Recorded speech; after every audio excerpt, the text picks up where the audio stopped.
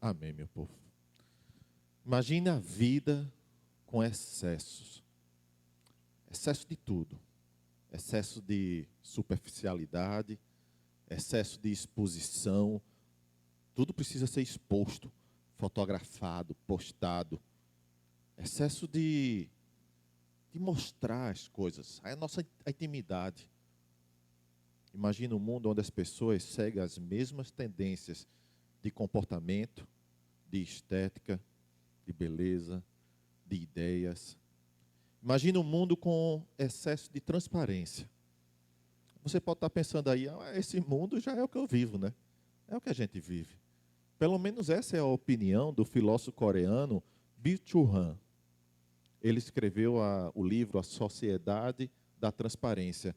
Esse livro que a gente vai fazer, toda a série baseada nesse livro, Sociedade da Transparência. E ele usa a palavra transparência não como um elogio à honestidade, não a transparência nesse sentido, mas ele usa como crítica, como uma crítica social. Para ele, a sociedade moderna transformou a transparência numa necessidade de mostrar tudo, quase como uma obrigação que você tem. Você faz a reunião em casa, na hora da mesa, comida na mesa, opa, ninguém pode mexer nada. Posta primeiro, para depois postar. Para depois comer. As pessoas não vivem. As pessoas se exibem. Precisa o tempo todo. Está postando. Está se exibindo. Décadas atrás, isso parecia uma conversa filosófica tão distante. Era coisa de filme. A gente vê, as pessoas estavam conversando com Beth antes da nossa celebração. Disse, Cláudio, como é feio a gente ir nos cantos e perceber as pessoas presas nesse aparelhozinho chamado celular. Parece que são zumbis, né? As pessoas andam corcundas, andam e não percebem o que está em volta da sua vida. Isso era coisa muito distante. Mas hoje virou o nosso cotidiano, virou o retrato da sociedade. Na vida não há lugar mais para intimidade. Você precisa estar postando tudo, você não tem mais a sua privacidade. Para o mistério, nem até mesmo para o sagrado. Porque o sagrado, ele carrega em si o mistério. Em parte conhecemos aquilo que em parte nos foi revelado, disse o apóstolo Paulo. O sagrado carrega intimidade. O sagrado carrega aquilo que é valioso para a nossa vida, essa visão de mundo, do que importa, do que não importa, do que vale a pena, do que é necessário para a gente ter uma vida feliz, que é totalmente contrário à visão de mundo da sociedade da transparência. Vivemos na geração da vitrificação da alma. Na vitrine eu preciso expor a minha alma para que todos vejam e para que eu me sinta vivo no meio dessa sociedade. Expor minha alma. Expor a alma é expor tudo. É tudo. É alegria, mas também é dor, é sofrimento, é vitórias, é conquista. Tudo precisa ser colocado ali. Se eu estou sofrendo, então eu pego uma imagem de sofrimento minha ou que eu peguei na internet e coloco lá e pego uma frase também copiada da internet que eu achei bonita e coloco lá. Ou apenas coloco tristeza, decepção. Pronto. Todo mundo ali já sabe que você está triste, está passando por decepções, por depressão, por ansiedade. Como se todo mundo ali se importasse com você verdadeiramente. Alguns poucos. A grande maioria não.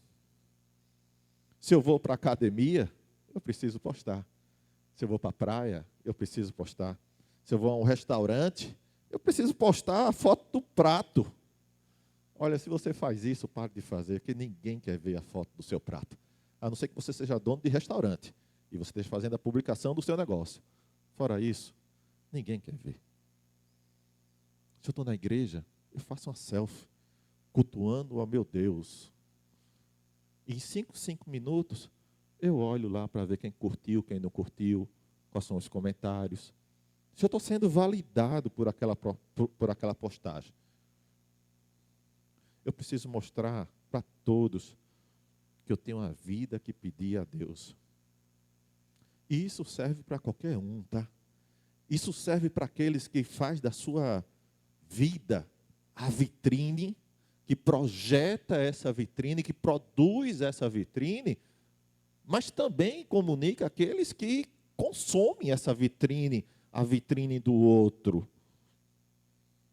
Vocês viram a casa daquele influencer? Vocês estão sabendo que Virgínia já se separou de Vinícius Júnior? Estão sabendo, né? Sabe o que é que tem em João capítulo 3? A gente sabe as coisas da internet, né? Vocês viram o carro novo daquele ator? A viagem que ele fez? A postagem que ele fez com a esposa? Não dá inveja, não. Você não quer ter uma viagem daquela? Não quer ter uma casa daquela? Não quer ter um casamento, uma família daquela? O que acontece com a alma quando a vida vira vitrine? Ou então, o que acontece com a alma quando passa a desejar a vitrine do outro? A alma adoece. Asaf explica bem isso. Asaf foi um dos líderes do louvor de Israel no tempo do rei Davi. E no Salmo 73, ele passa por isso e coloca isso de uma forma muito bonita. E eu queria ler esse salmo todo aqui junto com você. Me acompanha aí na tela. Salmo 73. Certamente Deus é bom para Israel, para os puros de coração. Aqui ele já começa a se comparar. Certamente Deus é bom para Israel, para os puros de coração. Quanto a mim, os meus pés quase tropeçaram. Por pouco não escorreguei. Pois tive o quê, gente? Inveja. Pois tive inveja dos arrogantes, quando vi a prosperidade dos ímpios. Eles não passam por sofrimento, têm um corpo saudável e forte, estão livres dos fardos de todos e não são atingidos por doença como os outros homens. Por isso o orgulho lhes serve como colar, como algo a ser exposto, sabe? E se veste de violência. Do seu íntimo brota maldade, da sua mente transbordam maquiações. Eles zombam e falam com más intenções, e em sua arrogância ameaçam com opressão. Com a boca arrogam a si os céus, e com a língua se apossam da terra. Por isso o seu povo se volta para eles e bebe suas palavras até saciar-se. Parece um retrato da nossa sociedade, né? Eles dizem, como saberá Deus? Terá conhecimento o Altíssimo? Assim são os ímpios, sempre despreocupados, aumentam suas riquezas. Certamente foi-me inútil manter puro o coração e lavar as mãos na inocência, pois o dia inteiro sou afligido e todas as manhãs sou castigado. Eu vou abrir um parênteses aqui para falar. Lembra daquela frase do pastor Carlinhos Queiroga, que Jesus é um problema na minha vida? Quando a gente começa a buscar a Deus, a gente ora isso aqui. Todas as manhãs eu sou afligido. Os valores que eu busco, os valores do reino de Deus, nada tem a ver, vai na contramão dos valores daqui dessa terra. O salmista aqui está dizendo isso. Se eu tivesse dito, pelo menos, falarei com eles, teria traído os teus filhos. Quando tentei entender tudo isso, achei muito difícil para mim. Até que entrei no santuário de Deus. E então compreendi o destino dos ímpios. Certamente os põe em terreno escorregadio e os fazes cair em ruína. Como são destruídos de repente, completamente tomados de pavor. São como um sonho que se vai quando a gente acorda. Quando te levantares, Senhor, tu os farás desaparecer. Quando o meu coração estava amargurado e no íntimo eu sentia inveja, agi como insensato e ignorante. Minha atitude para contigo era de um animal irracional. Contudo, sempre estou contigo. Tomas a minha mão direita e me sustém. Tu me diriges com o teu conselho e depois me receberás com honras. A quem tenho nos céus senão a ti, e na terra nada mais desejo além de estar junto a ti. O meu corpo e o meu coração poderão fraquejar, mas Deus é a minha força, do meu coração, da minha herança para sempre. Os que te abandonam sem dúvida perecerão. Tu destrói todos os infiéis, mas para mim, bom é estar perto de Deus. Fiz do soberano Senhor o meu refúgio. Proclamarei todos os teus feitos. Asaf aqui começa esse testemunho, esse texto, essa canção dele com algo muito humano. No versículo 2 ele diz: quanto a mim, os meus pés quase tropeçaram, por pouco não escorreguei. Será que isso também não podia ser a nossa fala? Será que por momentos a gente não poderia dizer: Senhor, por pouco eu não escorreguei, quase que eu tropeço? Por que Asaf escreveu isso? Ele escreveu isso porque ele começou a olhar a vitrine das pessoas arrogantes, soberbas e aparentemente felizes, e começou a se comparar. Ele descreve aqui nessa comparação prosperidade, aparência de sucesso, ausência de sofrimento, vidas bonitas por fora, porque a vitrine é feita justamente para isso, é produzida para mostrar o que é bonito. O filósofo Guy Debord diz em seu livro: muitas relações humanas deixam de ser construídas pela verdade do encontro e passam a ser filtradas pela aparência, status, performance e exposição.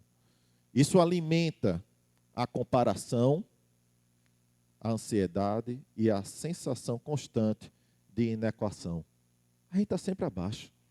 Eu comparo sempre a minha vida com o que eu estou vendo na internet, com a grama do vizinho, que é sempre mais verde, e eu digo: não, peraí, eu estou aquém, eu não, minha vida não é tão feliz, eu não fiz aquela viagem, eu não tenho esse relacionamento com os meus filhos, com a minha esposa, eu não tenho esse sucesso no trabalho, isso que eu estou vendo aqui não é bem a minha vida. E aí gera ansiedade, gera descontentamento.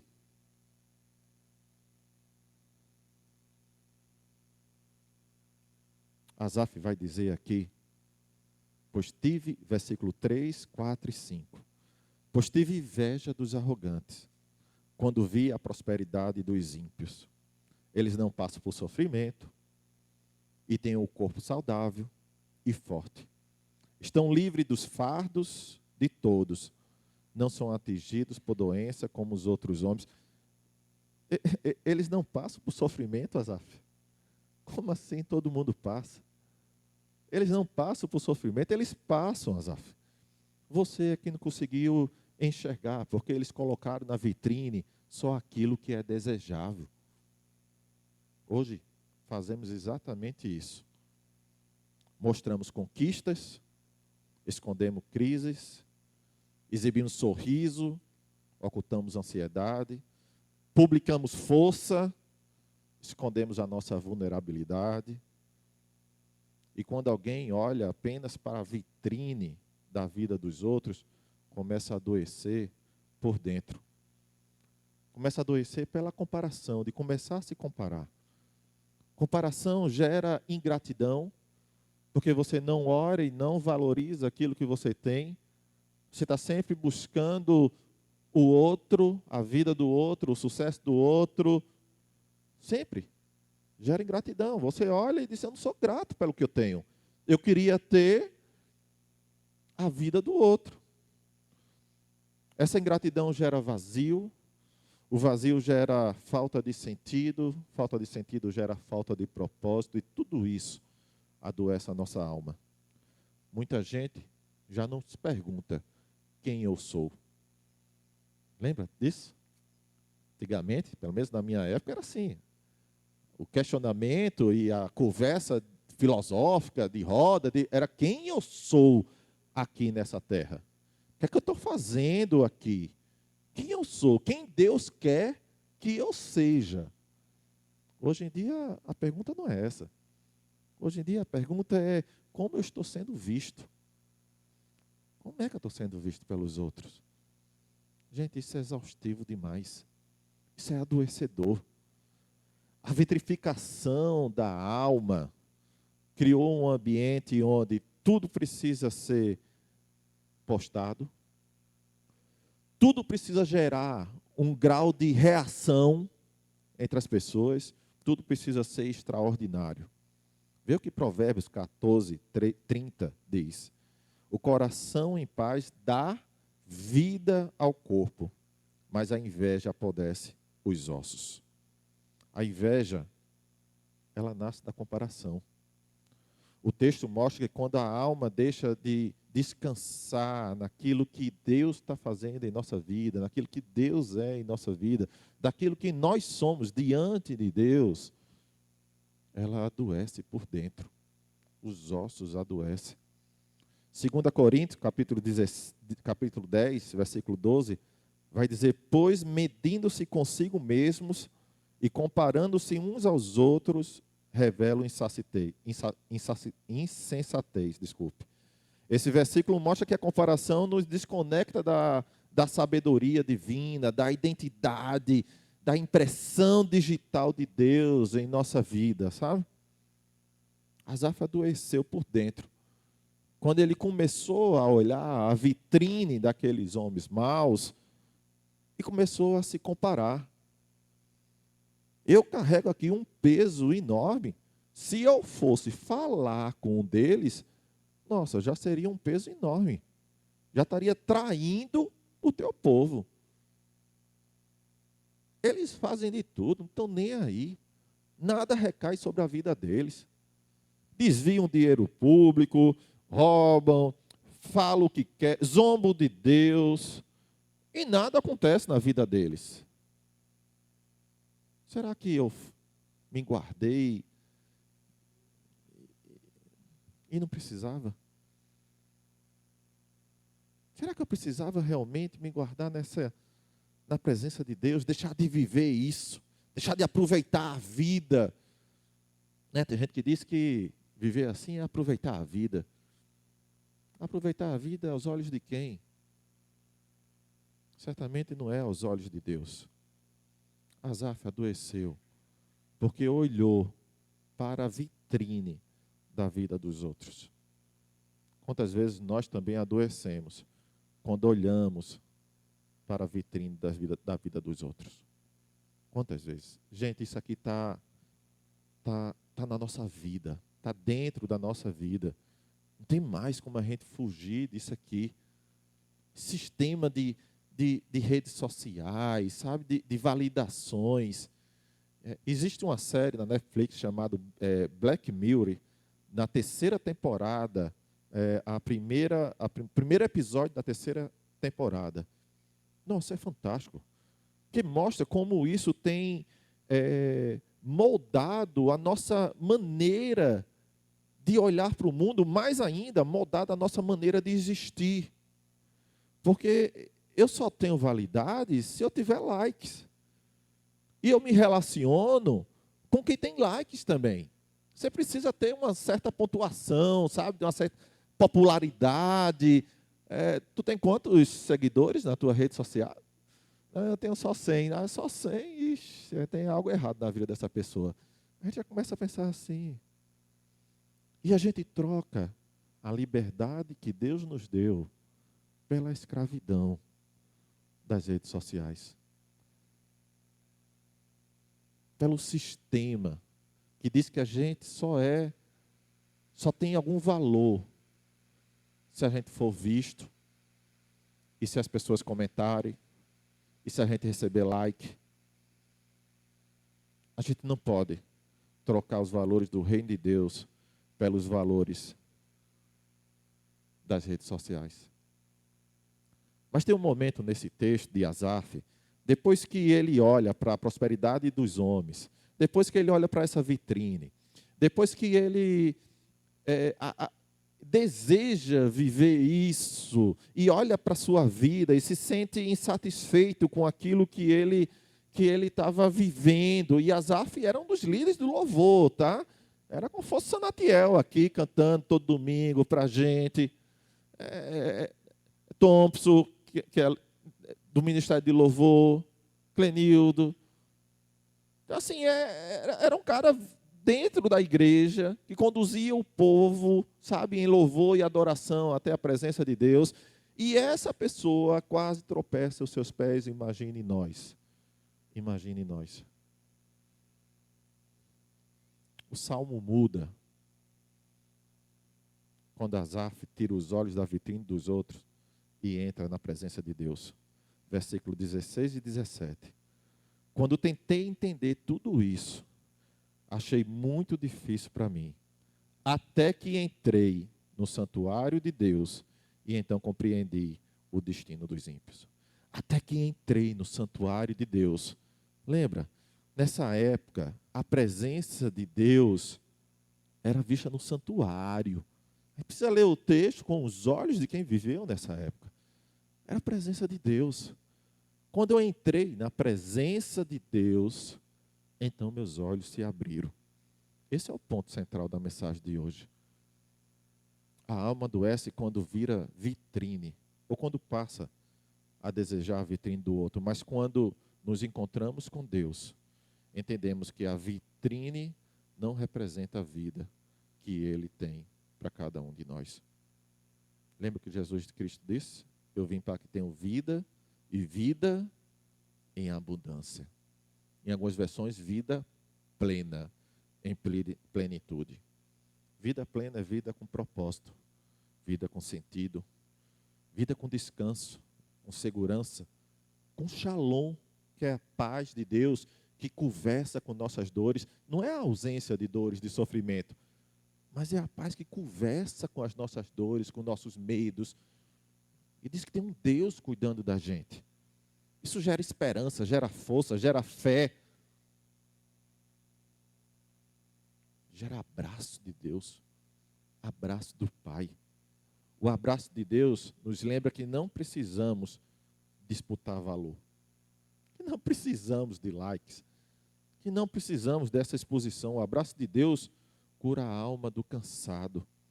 O abraço de Deus nos convida a trocar a cultura da vitrine pela cultura do reino. E aqui eu queria expor aqui um modelo da gente visualizar. Cultura da vitrine gera ansiedade para parecer. A cultura do reino gera paz para ser. A cultura da vitrine gera exibicionismo. A cultura do reino, secreto. Vai no teu quarto e ora em secreto. Que Deus que te vê em secreto te responderá em secreto. A gente não tem lugar mais para isso, por secreto. A gente precisa estar postando o tempo todo. A cultura da vitrine gera conexões superficiais. A cultura do reino de Deus gera presença, escuta e comunhão. Enquanto a cultura da vitrine transforma pessoas em público, Jesus transforma pessoas em família. Jesus nunca chamou pessoas para construir uma imagem, para performar uma imagem. Quem fez isso foi a religiosidade. Que diz, tu não pode frequentar aquele lugar não, porque tu toca no louvor da igreja. Que diz para o pastor, cuidado com a criação dos teus filhos, porque tu é o pastor da igreja, cuidado com a tua imagem. E isso quem criou foi a religiosidade. Sabe, tem aquela música, cuidado, mãozinha do que vê, cuidado, pezinho onde pisa, cuidado, olho o que vê, Deus do céu está olhando para você. Passa mais ou menos por isso aí. Deus não olha com a gente com esse olhar de, cria uma performance aí, cria um personagem de santo, sabe? De levita, de homem de Deus, de mulher de Deus. E nessa linha de homem de Deus e de mulher de Deus, a gente tem aprendido também coisas que nada tem a ver com o Evangelho de Deus, que é coisa da religiosidade, mas porque é postado nas redes sociais e dito 3 versículos embaixo, a gente consome aquilo dali como verdadeiro. Como verdadeiro. Resgatar a masculinidade nada tem a ver com bater na mesa, nada tem a ver com dar voz ao outro, nada tem a ver com essas coisas. E muitas vezes a gente coloca para cima do homem um perfil e um comportamento que não é para o homem, é para os dois, é para o ser humano, é para o filho e para a filha de Deus, é para o casal, não é só para um. Essa coisa, sabe, de a gente estar sempre dividindo. Não. No reino de Deus não existe senhor escravo. Não existe branco negro. Não existe. Todos somos iguais na presença de Deus. Deus nos chamou, meus irmãos, para comunhão. Para comunhão com Deus, em primeiro lugar. E depois com as pessoas. Enquanto o mundo pergunta para a gente quantas pessoas estão nos vendo, Deus diz, eu estou aqui, do seu lado. Nunca saí do seu lado. Eu estou lhe vendo do jeito que você é. Você não precisa performar diante de mim. Você não precisa performar. Quero terminar essa mensagem fazendo mais uma pergunta. Qual é a resposta de Jesus para contrapor a sociedade do espetáculo? Jesus, Beth, também viveu numa sociedade do espetáculo. Que pessoas oravam para serem vistas. Não era assim? Jejuavam para impressionar. Praticavam caridade para impressionar outras pessoas. A espiritualidade servia como espetáculo. Então Jesus diz algo que é incrível. Mateus capítulo 6, versículo 6. Mas tu, quando orares, entra no teu quarto e fechando a tua porta, ora a teu pai que está no secreto. E teu pai que vê em secreto te recompensará. Nesse texto, Jesus orienta sobre a importância da sinceridade, dessa transparência, da honestidade, de se abrir para Ele sem precisar performar. Nesse texto, Jesus fala sobre intimidade, sobre o secreto. Nesse texto, Jesus fala da gente evitar orações que servem para ser postadas. Sabe? Não, é a oração do seu coração. É do jeito que você está, é do jeito que você é. Deus que te ouve no secreto, vai te responder também no secreto. Jesus está dizendo aqui que existe um lugar onde a gente não precisa expor a nossa vida como vitrine para os outros. Esse lugar, nosso quarto, não é o quarto lá da tua casa, Júnior. Não é. Esse lugar secreto é um lugar sem plateia, sem filtro, sem edição, sem personagens. É um lugar sem a necessidade de impressionar. O quarto é o lugar do reino de Deus. É o lugar do encontro real com Deus. É o lugar que a alma respira. O algoritmo, ele pode até traçar as informações e recompensar quem aparece. Mas Deus encontra quem entra no quarto. Você consegue acessar o quarto em todos os momentos da sua vida? Esse lugar secreto? Consegue fazer isso no meio da discussão, marido e mulher? Acessar o lugar secreto, o encontro com Deus? Consegue fazer isso numa relação conflituosa com os filhos? No trânsito? Conseguimos acessar esse lugar secreto? Esse lugar secreto não é um lugar físico. Porque Deus não está mais no santuário, onde a gente vai se encontrar com Deus no santuário. O santuário de Deus somos nós. o véu se rasgou de cima a baixo e ele escolheu não habitar em templos feitos por mãos humanas, mas escolheu habitar dentro de mim e dentro de você. O lugar secreto está aqui. É esse lugar. É esse lugar que existe o reino de Deus, a presença de Deus e que a alma respira. Nesse lugar, meu povo, somos abraçados pelo abraço do Pai. Somos abraçados pelo abraço do Pai. Numa sociedade que transformou tudo em vitrine, Jesus continua dizendo: entre no seu quarto, porque é lá que eu vou te abraçar. O que a gente mais deseja na vida? Como é que a gente quer sair daqui hoje? Abraçado por Deus? Como é que você quer ver essa semana? Abraçado por Deus? Quero lhe convidar a você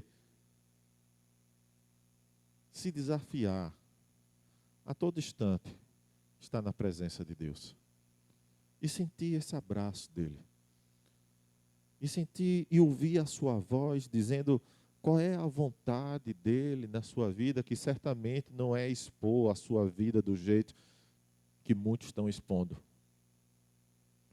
Não é. Não é colocando lá que se você está decepcionado, está triste, está angustiado, está com crise de ansiedade, as pessoas não se importam com isso. Também não é mostrando uma fotografia de sucesso, sabe, de bem-sucedido, que quantas pessoas realmente estão ali que se interessam com você, mas por que a gente deixa isso conduzir a nossa vida e moldar o nosso pensamento. Moldar, em alguns casos, até a nossa relação. Porque eu escolho aqueles que têm visibilidade. Se você tem mais visibilidade, meu irmão, eu quero me aproximar de você. Me chama para jantar na tua casa, que eu quero ir. Mas se você não tem visibilidade, a gente se encontra aí no meio do caminho. Não tem problema. Mas eu quero estar junto de quem tem visibilidade. A gente não deve se amoldar com os valores dessa terra, desse mundo, desse sistema, mas devemos renovar a nossa mente na presença de Deus. Amém?